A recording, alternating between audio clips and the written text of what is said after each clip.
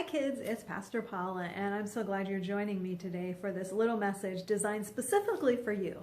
Now, I was thinking about some games that you might be playing or have played at some point in your life. Maybe when you've been on vacation, you've played the game I Spy. It's a simple game where somebody says, I spy something red, and you have to try and figure out and guess what that person is talking about. Or perhaps you have a book with Where's Waldo in it, and you have to find Waldo in the book. You have to use your eyes to be very careful to see where Waldo is in the book. Or perhaps you have had a picture book where it told you to find a certain object in the picture in your book. Well, we use our eyes to see those objects.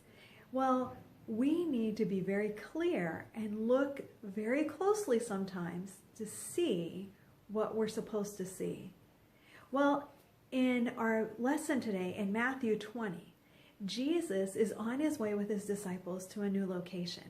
And as he's making his journey, there are two blind men who call out to him, Son of God, have mercy on us. The crowd around him stops him from talking. They don't think that they should be talking to Jesus. But those two men who cannot see because their eyes are blind call out to Jesus again. And Jesus stops and says, what do you want me to do for you? And they say they want to see. And Jesus heals them. Well, you see, Jesus saw them.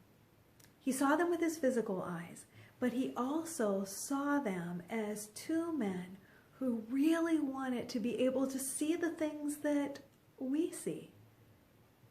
And so Jesus stopped that day because he really saw their hearts and that they wanted to see, and he healed them. When we play our games like I Spy, or we look at our books like Where's Waldo, we have to be very careful to see the object that's in front of us. Well, Jesus saw those two men, and we need to do the same thing. We need to see the people around us who might be hurting. Maybe there's someone in our class at school who isn't having a very good day, but we could stop and maybe have a word of encouragement for them. Maybe there's somebody who has fallen and hurt themselves. We need to stop and help them. You see, we have the opportunity to stop and see people and help them, just like Jesus did that day.